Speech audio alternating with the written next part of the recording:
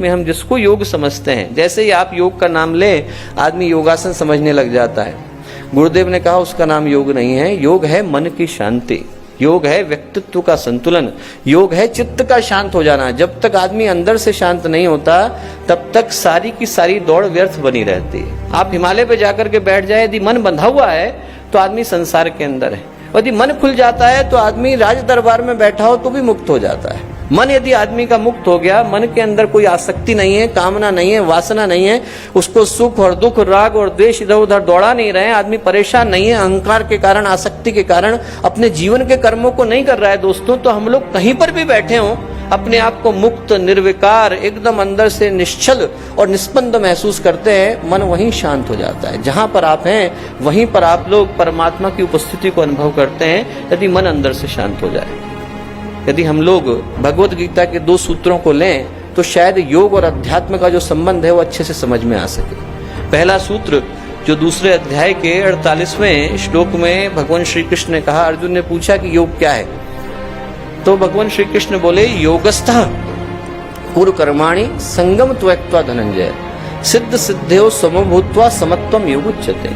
हे अर्जुन, तो योग में स्थित होकर, योगस्थः कुरु कर्माणि, कर्म कर, सिद्धि और असिद्धि में सम होकर कर्म कर, समत्वम योग उच्यते, क्योंकि व्यक्तित्व का संतुलन ही योग है।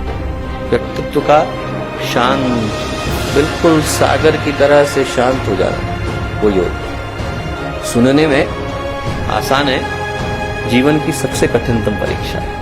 हम लोगों का संतुलन छोटी छोटी बातों पे खो जाता है दोस्तों। अभी हम लोग यहाँ पर बैठे हैं, कोई आकर के खबर दे कि रायवाला में हाथियों का झुंड निकला है तो आधे लोग एक्साइट होने लगेंगे। ना हाथी यहाँ पर आने वाले हैं, ना हम हाथियों के पास जाने वाले हैं, पर एक छोटी सी घटना जिसका हमसे कोई लेना देना नहीं है, वो चीज भी हमारे मन के संतुलन को तुरंत गंवा देती है। तुरंत हमारे अंदर का जो व्यक्तित्व है वो खंडित हो जाता है, हम लोग तुरंत कई कई हिस्सों में बढ़ जाते हैं। हमारे जीवन के जो 3 आयाम हैं, हमारे जीवन के 3 आयाम हैं, शरीर है, मन है, भावनाएं हैं, वो यदि तीनों अलग अलग दिशा में जा रही हो दोस्तों तो मन संतुलित नहीं रह सकता। आप कल्पना करके देखो, आप लोग बैठे यहाँ पर, आपका मन कहीं और जा रहा है, भावनाएं कहीं और जा रही है, उसी क्षण में हम लोग खंडित व्यक्तित्व में बट गए।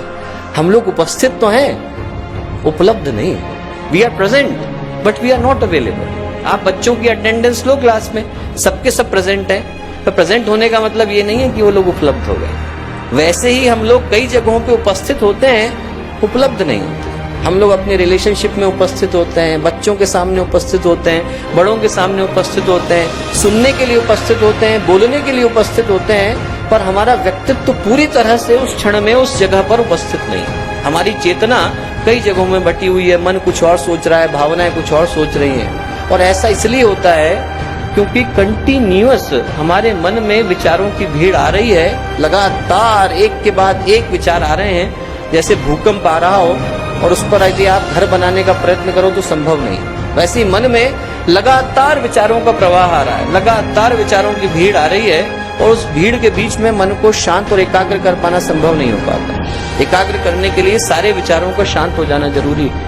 आपको अर्जुन की कहानी याद होगी, अर्जुन से जब पूछा, उनने पानी के अंदर देखने को कहा, ऊपर मछली टांग दी गई, चक्र घुमा दिया गया, और पूछा द्रोणाचार्य ने कि आपको क्या दिख रहा है, तो किसी ने कहा मुझे आकाश दिख रहा है, किसी ने कहा मुझे घूमता हुआ चक्र दिख रहा है, किसी ने कहा कि साहब मुझे डाली दिख रही है।